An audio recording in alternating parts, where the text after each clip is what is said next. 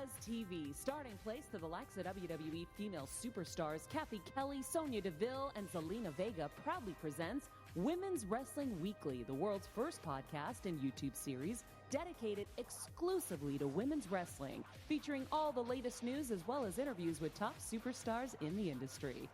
And now, AfterBuzz TV's own gorgeous lady of wrestling, TK Trinidad. Bonjour, you're watching Women's Wrestling Weekly, the #1 women's wrestling show on the planet. My name is TK Trinidad, aka the Canadian Assassin, and we have nothing but an amazing show as we have every week. We have an amazing guest. She is a Stardom wrestler, the Pink Dream. Please welcome Alex Gracia. How are you doing? Hello, thanks for having me. Thanks for coming on. Your hair color is like my hair color all last year, and I'm very envious. I love the pink. Thanks. It's like totally different. I started wrestling with black hair, so I was like, you know. Yeah, something different. Yes, exactly. So I was looking through some stuff. It looks like you started wrestling last year, 2018. Yeah, so my first match was February 22nd, 2018. So I'm a little over a year now. Yeah. So what made you want to get into wrestling? Oh gosh. Well, like I grew up doing athletics, and when I went to college, I knew I wanted to do something in the sports and entertainment industry. Mm-hmm. So just like looking at majors, I was like, I'll be a sports reporter. And so I pursued journalism in that. And even after college, I went on and worked in television and radio, but nice. Something was missing. And I think it's because I've just always had that competitive side of me. Mm-hmm. And I really felt like I need to be out there doing something. And so then just reevaluating everything, I was like, well, it has sports and entertainment and athletics where I can just kind of combine, put this all together. And here I am. Oh, nice. So wait, what university did you go to? I went to Texas A&M University in College Station, Texas. And then what sports did you play? I grew up playing softball mostly. That was my love for sure. And now, did you play sports in college as well, or? No, and so that was a big ordeal also before, because that was the whole plan all along, was I'm going to go play softball in college. Right. And I decided that I'm not really like in love with it like I used to. Right. And so I wanted to take a totally different turn and have a different kind of college experience. But at least I was still able to be around the athletic department and be around different sports. So I still got that urge filled that I needed. I know, it's crazy. I know like a lot of people who did sports throughout like high school and college, it's like they never get rid of that bug. It's like you always almost like an athlete at heart. So no matter what you do, you know, in your adulthood, like the chance where you can be an athlete, you're always going to kind of gravitate towards that. No, absolutely. Because I mean, you're probably going to practice every single day. You have games on weekends. It's 24 hours a day. Mm-hmm. And then when you just totally take that away, it's like, wait, what do I do with my life now? Yeah, it's crazy. So you decided to go towards wrestling. Tell me about your first experience, like in like training wise, when you took your first bump. How was that? Okay, so my first day of training, I literally showed up in a full face of makeup.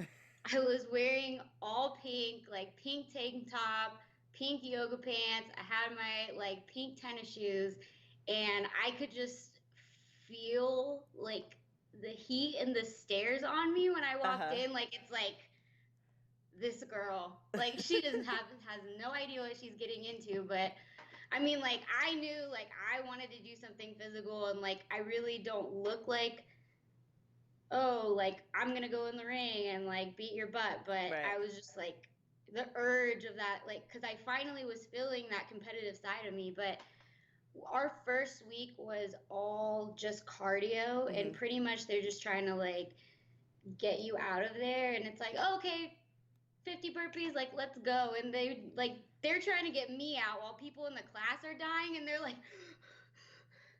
And I was just like, I'm not leaving. Like, y'all aren't getting rid of me. And so, like, after a few weeks and just even bumping, like, once you're like, it is a shock at first Uh-huh. because it's like, whoa, it's something your body has never experienced before. And even running the ropes, I had lines of bruises on my Oh back, my and like goodness. it just looked like I was totally like abused and beaten, which I guess I kind of was doing that to my body. Right. But I mean, once I started kind of getting the callus on my back, I'm like, okay, how do I bump harder? I want to bump harder.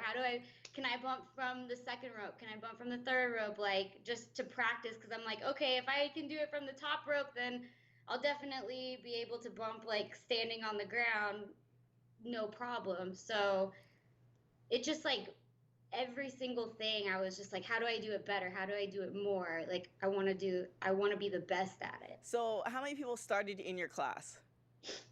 Well, I came in with one other guy, and he only lasted 2 days. Oh, wow. Yeah, he walked out, but there were about 20 people total at training. Mhm. So there were 5 girls at the time, which is a lot for a wrestling school. Mhm. And just as time was going on, just with injuries and everything, before I made the move to Reality of Wrestling with Booker T in Houston, Mhm. there was only one other girl in me. Oh, wow. So every other guy every other person at training was a dude. Now, what did your parents think of this decision? So when I came with them with the idea, I like sat them down. I'm like, listen, this is what I want to do, and this is why. And I kind of like had a little presentation Oh, for them, nice. like, oh, okay, I did athletics. Okay, I did this, so I can still utilize my degree. This is something I've been thinking about doing, but I had to pursue a degree, and I've done everything y'all have wanted me to. And Mhm. so just give me a chance, because I felt so lost in the direction I was going, and I Mhm. just wasn't happy like in my career field. And again, it was just because I was like missing something. I'm like, what is it? And I was like, let me just try this. I was like, I need to just totally go outside of the box, and like maybe it'll work out. And I have not left ever since. So as things started happening for me, they're like, oh, like maybe you're okay at this, Yeah, keep going. I mean, the fact that you did sports in high school too, it's just you had that mindset. Now, you went to Booker T's wrestling school. What was that experience like between the two schools? So they invited me to go over there and check out the school, and I kind of put it off for a while. And then October of last year, I went and checked it out, and he just has an amazing setup. Like, you walk in, um, it looked like a little miniature NXT, Mhm. the way he has it set up with the big screen. So like when you come out, you get a full entrance, like you feel like you're somebody. Right. And then he has the 2 rings in the back for training with weights, and that's how he sets it up. Is he's like, oh, this is like pre-K for WWE, and that's how he wants us to kind of get adapted to. So we clean before we train, we clean after we train. It's just that type of culture. He's just trying to drill it in it to where it's like this is natural. And when I was there, I was like, oh my gosh, like I need to be here. Yeah. And I was gonna leave for Japan in a few months, and I told them, I said, when I get back, I said I'm moving down here. And they're like, okay. And sure enough, 2 weeks after I got back from Stardom, I was in Houston, and they're like, oh, all right. Yeah, I've heard a lot of great things about that school. Now, tell me about Stardom. Like, how did that come about? So they contacted me about 6 months after my first match. So I was like, oh, this is a prank. Like they emailed me and all this stuff, and I was like, there's no way. Like shaking my phone, and um, no, I like was like then they followed me on Twitter, like that the official account, and I was like, oh, maybe it is them. So then I replied, and I was like, oh, hi, thanks for reaching out to me. And they pretty much were saying they were interested in bringing me in on a tour, and they needed to know within like 2 weeks. Oh, wow. And so I was like, oh my gosh, like I was terrified because just the experience I had at the moment. I had only been doing matches for 6 months. I'm like, how am I gonna go over there and wrestle some of the best girls in the world? But then I sat back and told myself, I said, if I go wrestle with the best girls in the world, I was like, that's just gonna make me so much better. Right. And so I finally like got the confidence, and I was like, okay, like let's go. And they're like, please don't announce anything until we make the official graphic and the official announcement. And I was like, okay, cool. And so that came out in October, and went on my way, and it was really cool because I got to celebrate my 1-year wrestling anniversary in Japan. That's crazy. So how was that experience? Like I've spoken to a lot of folks who've been there, and everybody's experience is a little bit different. So what's your experience like? You know, you're 6 months into it. Obviously, you have the confidence that if they didn't see the confidence and the talent, they wouldn't have emailed you. So what was that experience like? Now you're in Japan. You know, what's going through your head? It was a lot of pressure because even the girls that were on the tour with me have been wrestling a lot longer than me. And to me, I was like, oh my gosh, they're so good. And I was like, everyone here is so good. And I just told myself, I'm going to fake it till I make it, pretty much. And so, like, every match, I'm like going out there like I know what I'm doing. But even if I don't, I'm like, I'll make myself look like I kind of do. So what was the one thing, like what's the takeaway that you took from your experience in Japan that like you're carrying throughout your wrestling career or even life-wise? I feel when I got back, my confidence in the ring definitely skyrocketed. I feel like now I can wrestle anybody, and no matter who I'm in the ring with, I feel like I can hold my own.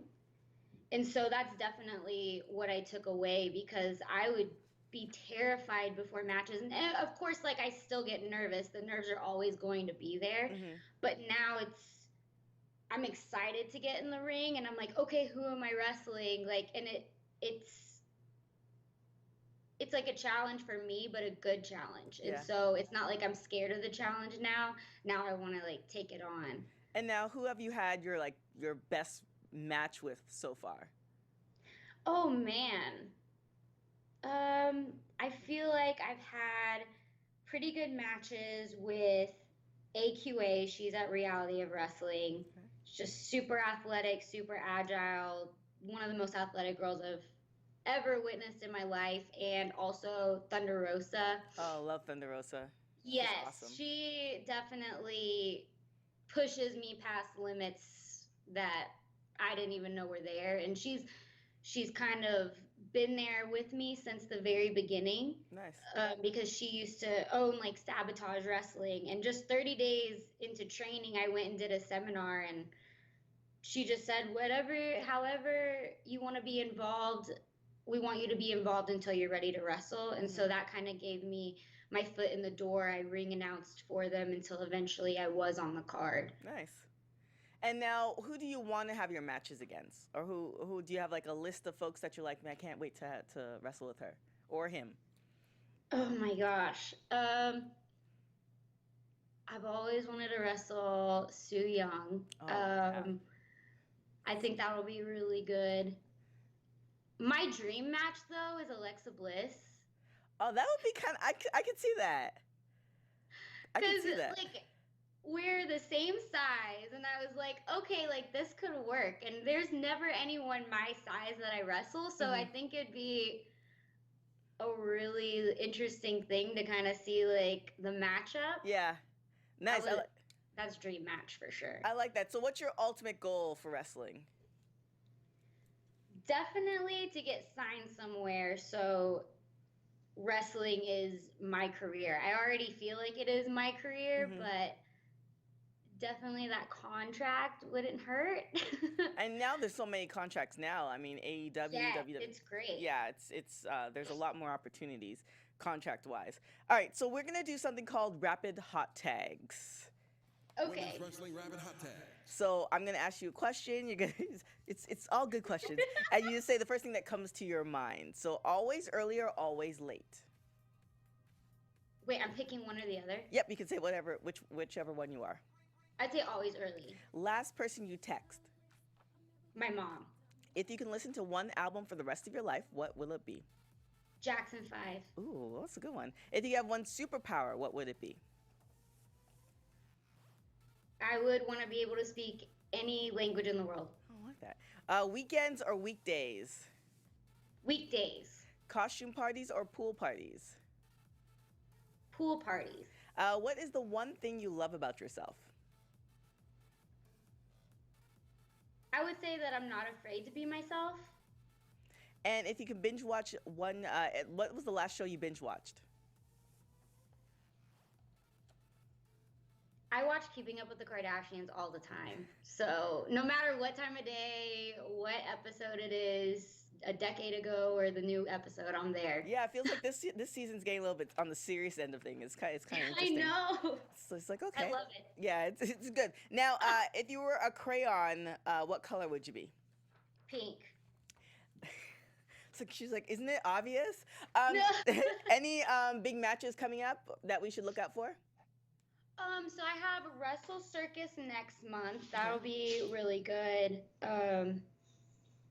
I have that. Some other things that are in the works that until they're like official, You can't I don't really want announce to jinx it. them. Okay. Is there anywhere else that you want to travel to? I mean, you already done Japan. Do you want to do UK, Mexico, Canada? I would love to go to UK. Definitely Mexico also. Yeah, those are two good ones. Now, where can people find you? So on Instagram and Twitter, it's at Alex Gracia 3. So AlexGracia and then the number 3. Do people often mess that up? Like, is that your name or is that your family's name or did you? Yeah, that's my name and it's my family's name too. And I'm like, why is it so complicated? I don't know because I think I said it at home the right way and then I thought the other way and then when you text it, I'm like, oh yes. So I think it's just all the time. it's just a glitch. Well, so everybody. I'm like, oh, it's like thank you in Spanish without the S. Yeah, everybody will know it. If you don't know it, make sure to follow. So say your Instagram handle again. It's Alex ALEX Gracia GRACIA and the number 3. Thank you so much for coming on. I look forward to seeing the rise of your career. This is only the beginning. I mean, man, stardom. That's a good way to start. So definitely look forward to that. Other than that, you guys can follow us on WPW Weekly on Instagram and Twitter. Definitely, if you're watching us on YouTube, hit that subscribe button. If you're listening to us on iTunes or Spotify, leave us a comment, say what's up. We really appreciate that. Other than that, you guys can find me on everything at TK Trinidad. Till next week. Ciao, guys.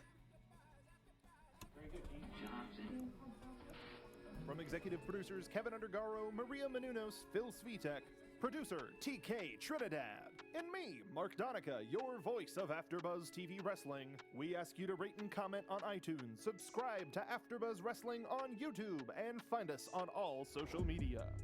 Thank you for watching Women's Pro Wrestling Weekly. See you next week. The views expressed herein are those of the hosts only and do not necessarily reflect the views of AfterBuzz TV or its owners or principals.